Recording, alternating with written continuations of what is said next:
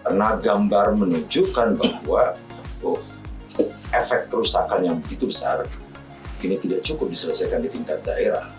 Sebagai organisasi, Ahlul Bait Indonesia meminta kepada pemerintah untuk jujur kepada rakyatnya. Karena memang tidak ada kontrol yang cukup kuat dari pemerintah sekaitan dengan upaya kebijakan deforestasi dalam pengalihan fungsi hutan kepada kepentingan industri. Dan hal inilah yang sampai hari ini belum diselesaikan oleh pemerintah.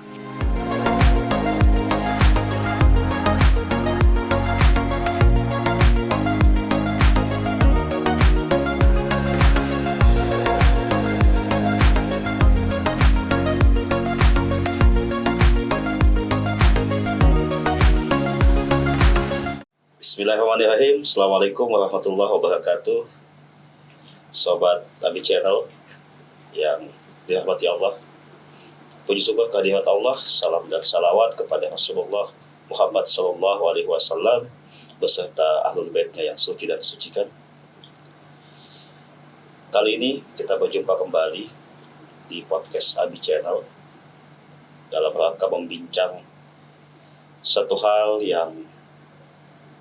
tragedi yang sedang menimpa bangsa kita di beberapa waktu terakhir. Seperti kita tahu semua, tanggal 25 hingga 27 November terjadi sebuah bencana besar yang melanda 3 provinsi di ujung barat Indonesia, Aceh, Sumatera Utara, dan Sumatera Barat. Banjir, longsor yang menelan korban lebih kurang 1.000 jiwa. Ini menjadi perhatian nasional dan perhatian dunia tentang berbagai hal yang terkait dengan bencana tersebut. ABI sebagai ormas yang berkomitmen pada kerja-kerja kemanusiaan tentu tidak bisa tinggal diam dan harus mengambil bagian terkait hal ini. Pada kesempatan kali ini, saya akan berbincang dengan Wakil Ketua Umum DPP Ahlul Bait Indonesia, Ustadz Ahmad Hidayat. Assalamualaikum Ustadz. Waalaikumsalam. Bagaimana kabar? Alhamdulillah. Ya, ini kita membincang tentang bencana ya. Banjir dan longsor kemarin di Sumatera pada akhir November. Menurut Antum gimana nih terkait bencana ini yang Antum ikuti dan yang kemudian Antum analisa gimana? Baik, terima kasih banyak. Bismillahirrahmanirrahim. Allahumma salli ala Muhammad wa ali Muhammad. Tentu sebagai sebuah bangsa, kita semua berduka, kita semua mengucapkan belasungkawa kepada seluruh rakyat Indonesia, khususnya yang menjadi korban yang ada di Aceh, Sumatera Utara, dan Sumatera Barat.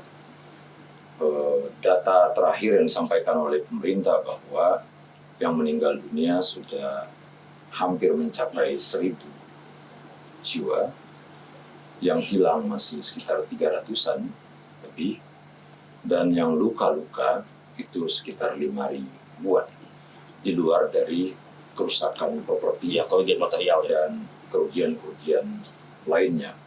Tentu saja ini sebuah bencana yang kita harapkan mendapatkan penanganan dan penyelesaian yang baik dari pemerintah.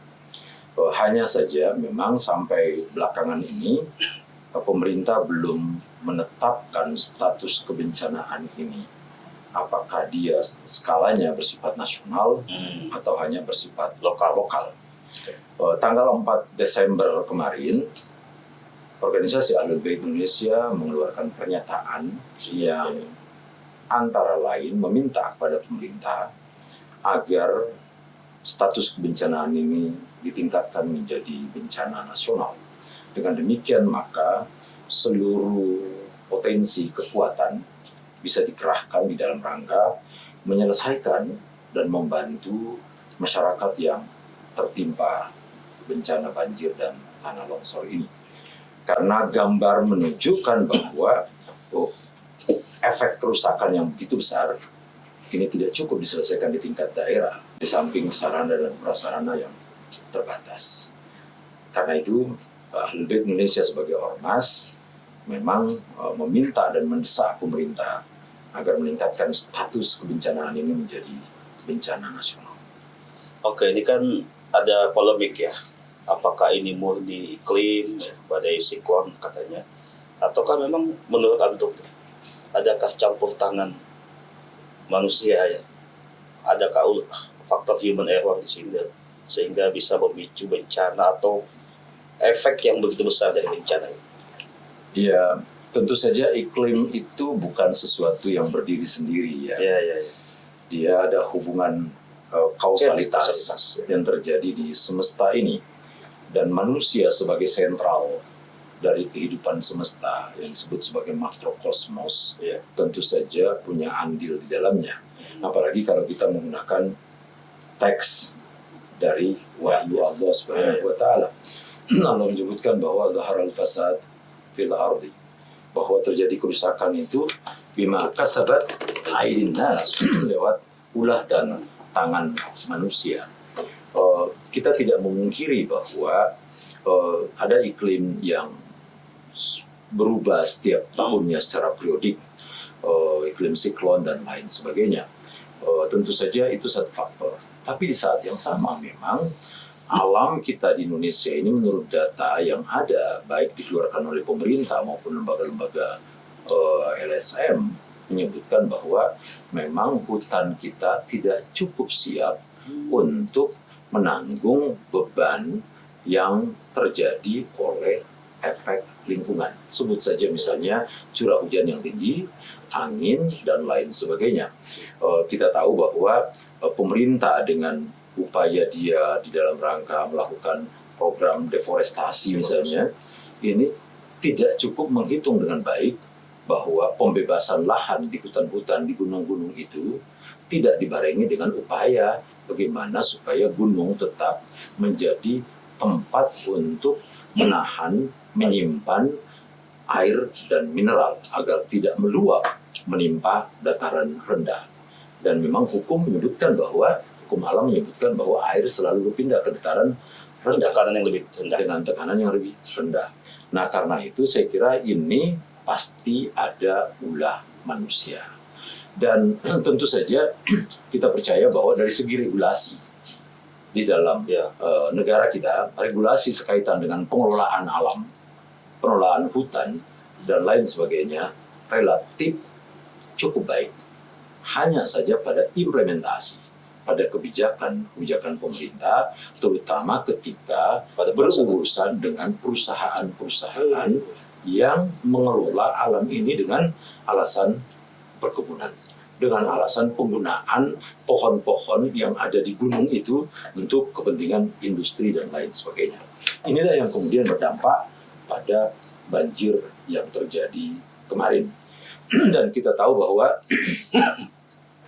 bukti bahwa ada tindakan semena-mena yang dilakukan oleh para pengusaha, pemilik lahan, HPH, dan lain sebagainya di gunung, bahwa gelondongan-gelondongan kayu yang dihanyutkan oleh banjir itu tidak sebagaimana pengakuan Menteri Kehutanan misalnya, yang mengatakan bahwa pohon itu tercerabut dari akarnya. Pohon itu sudah bernomor, dipotong dengan potongan yang sangat rapi, dan seterusnya. Dan inilah yang kemudian menjadi persoalan.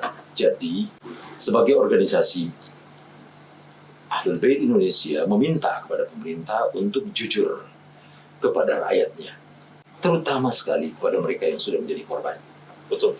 Karena rakyat yang sudah korban ini dengan berbagai macam kesulitan yang dihadapi, kehilangan anggota keluarga, tetapi kemudian mendapatkan respon yang tidak positif dari pemerintah dengan kebohongan hanya karena melindungi kepentingan pengusaha, kepentingan pemilih HPH, lalu kemudian rakyat selalu menjadi objek yang dikorbankan.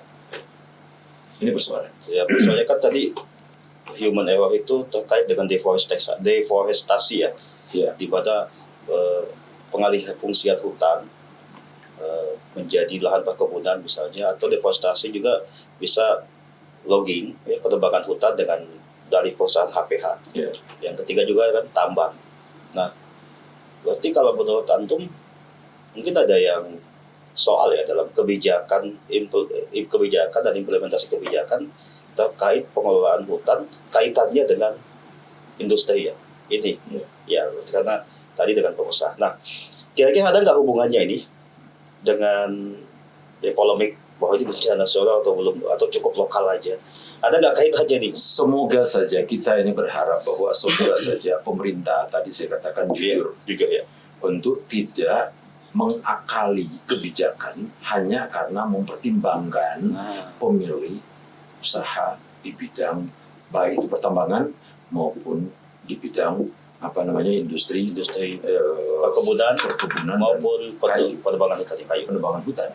Nah, deforestasi ini memang menjadi polemik yang cukup panjang dan memang pemerintah sampai hari ini belum memiliki kebijakan yang bersifat tegas bagaimana mengimplementasikan kebijakan deforestasi di dalam rangka mengeksplorasi misalnya pertambangan di satu sisi, mengelola hutan di sisi lain dengan pengalihan fungsi menjadi lahan misalnya kelapa sawit. Kita perlu tahu bahwa pohon-pohon yang ada di gunung, di hutan itu akarnya akar tunjang. Dia masuk ke dalam tanah sehingga dia bisa menjadi penahan arus air yang ada di tanah di dalam tanah. Sehingga bisa menghambat banjir ketika terjadi hujan yang berlebihan, longsor dan lain sebagainya. Sementara kelapa sawit itu akarnya bukan akar tunjang, tapi akar yang bersifat merambat, serabut, akar serabut. Dan karena itu dia tidak punya kemampuan untuk memiliki daya tahan menahan tanah dan arus air yang ada di dalam tanah. Karena itu tanah menjadi sangat rentan untuk mengalami kelongsoran, mengalami perubahan-perubahan bentuk yang menimpa masyarakat. Inilah yang saya kira menjadi sumber banjir yang ada di Aceh, Sumatera Utara, dan juga Sumatera Barat. Dan mungkin di daerah-daerah lain yang juga mengalami banjir pada musim-musim seperti sekarang. Karena memang tidak ada kontrol yang cukup kuat dari pemerintah sekaitan dengan upaya kebijakan deforestasi dalam pengalihan fungsi hutan kepada kepentingan industri. Banjir bandang dan longsor itu kan bukan sesuatu yang baru ya di Indonesia. Cuma ini yang paling besar lah. Beberapa kali terjadi di Jawa, Kalimantan, Sulawesi, dan beberapa daerah lain kan, yang cukup termasuk di kampung Antum beberapa tahun yang lalu di Masamba kan. Nah, jadi lalu kita masuk ke peran ABI sebagai ormas yang berkomitmen khidmat pada kemanusiaan berbasiskan nilai-nilai Ahlul Bait. Tentu ABI nggak bisa diam kan, harus tuh mengambil bagian. Nah, selain menyatakan pernyataan sikap tadi itu yang tegas bahwa ini harus bencana nasional ya, yang dipertegas lagi oleh pernyataan itu bahwa pemerintah harus jujur. Nah, selanjutnya gimana ABI mengambil bagian dalam bencana ini, dalam penanganan penanganan efek bencana ini gimana? Alhamdulillah Ahlul Bait Indonesia sebagai ormas yang integral dengan kehidupan masyarakat bangsa ini di hampir seluruh bencana nasional ataupun bahkan lokal, Ahlul Bait Indonesia sebagai ormas selalu hadir untuk ikut serta membantu meringankan musibah bencana yang dihadapi oleh masyarakat. Dan alhamdulillah 5 tahun terakhir kita membentuk sebuah lembaga otonom yang memang khusus di dalam rangka upaya SAR, upaya kemanusiaan, upaya kebencanaan dan lain sebagainya. Dan alhamdulillah sejak seminggu terakhir ini tim kebencanaan kita melalui Ahlul Bait Indonesia Responsif telah hadir di daerah bencana di Aceh, termasuk juga di Sumatera Utara. Dan alhamdulillah berdasarkan perkembangan dan laporan harian mereka dari kinerja yang mereka lakukan, mereka sedikit banyak telah hadir di tengah masyarakat, memberikan apa yang bisa diberikan, membantu apa yang bisa dibantu, dan terutama sekali melakukan assessment sekaitan dengan apa yang menjadi kebutuhan dasar dari masyarakat yang terpapar bencana itu. Kebutuhan mendesak ya? Kebutuhan mendesak. Dan alhamdulillah sampai hari ini mereka terus-menerus hadir ke berbagai tempat yang sudah di-assessment sebelumnya, bekerja sama dengan masyarakat tempatan yang juga menjadi korban, agar ada dua konsepnya. Pertama, kerja-kerja kerelawanan yang dilakukan oleh Ahlul Bait Indonesia Responsif, ada dua hal yang dilakukan di setiap kebencanaan. Pertama adalah menghidupkan kembali motivasi, semangat hidup warga korban untuk tidak frustrasi, untuk tidak suntuk menghadapi musibah. Mental healing ya? Ya, mental healing. Oke, kehilangan keluarga, kehilangan orang tua, kehilangan anak, dan seterusnya. Itu sesuatu yang bisa jadi memang menimbulkan kesedihan. Tapi tidak boleh warga yang terpapar korban ini terus-menerus berada dalam suasana itu. Yang kedua, bahwa kehadiran tim kita, relawan kita di lapangan lewat organisasi Ahlul Bait Indonesia Responsif ini adalah mencoba membangun kesadaran untuk recovery. Bahwa masyarakat ini harus recovery, harus segera keluar dari suasana yang mereka hadapi. Dan tentu saja untuk recovery ini dibutuhkan modal. Iya, tentu dari pemerintah yang paling banyak kita harapkan pemerintah segera bisa untuk membantu mereka memenuhi kebutuhan dasar mereka, terutama sandang, papan, dan pangan. Dan di saat yang sama tentu dengan kehadiran Ahlul Bait Indonesia Responsif, dia bisa ikut membantu menyelesaikan, membangun kembali, merenovasi, merecovery kembali properti yang dimiliki, termasuk diantaranya membangunkan kesadaran bahwa mereka tidak boleh suntuk di dalam problemnya, dia harus recovery, dia harus segera bangkit, karena dihadapkan pada tantangan demi tantangan hidup yang terus datang silih berganti. Ya, tim Abi udah turun ya ke lapangan. Alhamdulillah. Dan Pak Sabara, tim ini membawa bekal yang dihimpun dari komunitas. Ini penting. Alhamdulillah, organisasi Ahlul Bait yang sudah tersebar di berbagai wilayah, 29 provinsi dan 150 kabupaten kota, secara serentak mengkolek dana, dikumpulkan untuk kemudian oleh tim Ahlul Bait Indonesia Responsif bisa dibawa ke daerah bencana dan dibagikan baik dalam bentuk uang tunai maupun juga dalam bentuk barang-barang yang diperlukan untuk mengatasi kebutuhan awal-awal bencana ini. Jadi memang Abi mendirikan Abi Responsif ini memang didedikasikan untuk hal-hal penanganan ini ya, kemanusiaan, bencana.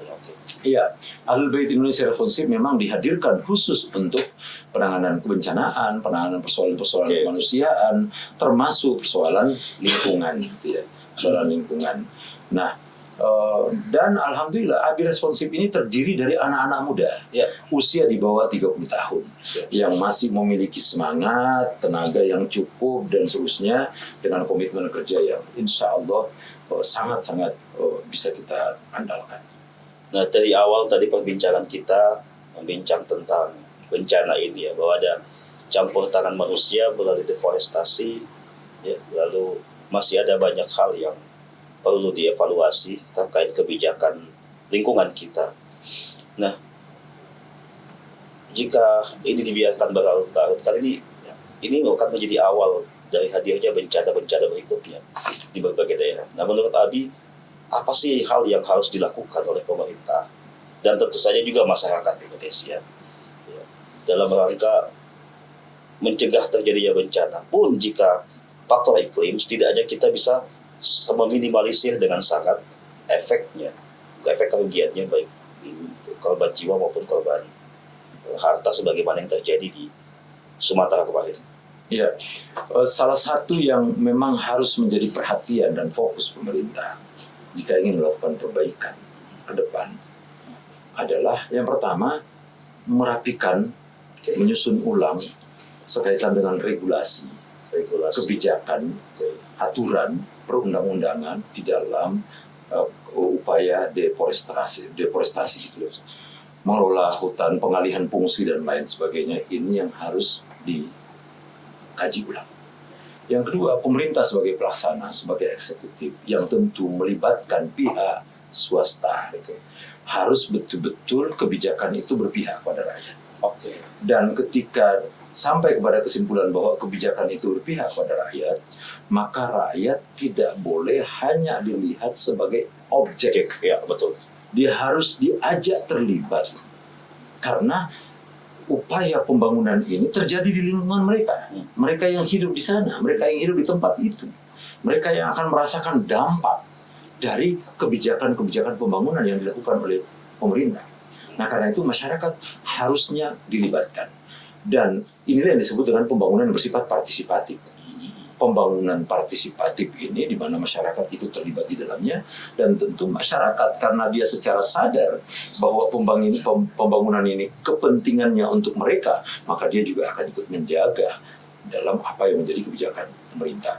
Dan hal inilah yang sampai hari ini belum diselesaikan oleh pemerintah sekaitan dengan mengajak masyarakat, rakyat untuk terlibat baik di dalam upaya penentuan, merumuskan regulasi, upaya implementasi programnya, sampai kepada asas manfaat yang harus diambil, dirasakan oleh masyarakat. Toh undang-undang mengatakan bahwa pembangunan alam ini, bumi, air, dan lain sebagainya, digunakan sebesar-besarnya untuk kesejahteraan dan kemakmuran rakyat. Itu amanat undang-undang. Tetapi kalau kemudian kebijakan deforestasi ini melahirkan efek perusakan, maka itu sama dengan pemerintah mengkhianati amanat undang-undang ketika rakyat menjadi korban. Dan tentu saja sebagai ormas, Ahlul Bait Indonesia harus selalu berdiri untuk memberikan dan mengingatkan pemerintah bahwa kebijakan pembangunan harus kebijakan yang berpihak kepada rakyat, bukan berpihak kepada korporasi. Oke, jadi ada 3 hal ya yang digarisbawahi. Ya. Pesan dari kita ya, pesan dari antum terkait upaya meminimalisir terjadinya bencana yang memang akibat human error. Pun jika terjadi memang bencana itu karena faktor alam, murni faktor alam, setidaknya kita bisa meminimalisir efeknya. Jadi pertama regulasi, kemudian implementasi program pembangunan, dan ketiga adalah pelibatan partisipatif masyarakat sebagai subjek dalam pembangunan. Nah, 3 ini kan masih banyak hal ya yang perlu diperbaiki lebih lanjut. Nah, kira-kira terakhir, Ustaz, dalam 3 hal ini, ya, tentu sebagai ormas, ya, sebagai elemen masyarakat sipil, Abi juga harus berperan dalam hal ini. Terkait 3 hal yang tadi antum sampaikan, apa sih kira-kira hal yang bisa Abi, gagasan apa yang bisa Abi sumbangkan? Sebagai ormas Islam kemasyarakatan, ya, alhamdulillah dalam beberapa hari ke depan Ahlul Bait Indonesia akan melaunching satu buku, ya, tentang beragama maslahat yang di dalamnya berbicara sekaitan semua dimensi kehidupan, termasuk ekologi, termasuk kehidupan manusia, termasuk hak asasi manusia, penegakan hukum, dan lain sebagainya. Tentu saja ini kita harapkan menjadi sumbangan pemikiran yang bisa dibaca, bisa dilihat oleh pemerintah, terutama Bappenas, di dalam rangka menyusun rencana pembangunan jangka pendek dan jangka panjang di masa yang akan datang. Itu satu hal. Bahwa ABI sebagai organisasi tidak tinggal diam. Tidak saja hadir di tengah-tengah kebencanaan dalam aksi kemanusiaan, tetapi juga ingin terlibat dan menyumbangkan pemikiran-pemikiran bersifat konsepsional sekaitan dengan bagaimana kehadiran negara atau bangsa ini dan organisasi di dalamnya di dalam rangka berkontribusi memajukan peradaban bangsa kita dengan pembangunannya yang berpihak kepada manusia dan kemanusiaan, berpihak kepada lingkungan, berpihak kepada kepentingan masa depan yang selamat dan menyelamatkan. Itulah yang kita harapkan sebetulnya. Ya. Oke. Terima kasih Ustaz untuk penyampaian antum, gagasan-gagasan antum. Semoga kita juga berdoa semoga apa yang terjadi di saudara-saudara kita di Sumatera sana bisa segera recovery, ya. Pemerintah bisa menangani bencana ini dengan baik, dan kita semua bisa berkontribusi demi saudara-saudara kita sebangsa dan setanah air. Demikian Sobat Abi Channel, mangga macan, mangga ini harum manis rasanya. Demikian podcast ini. Jumpa lagi di podcast berikutnya. Assalamualaikum warahmatullahi wabarakatuh.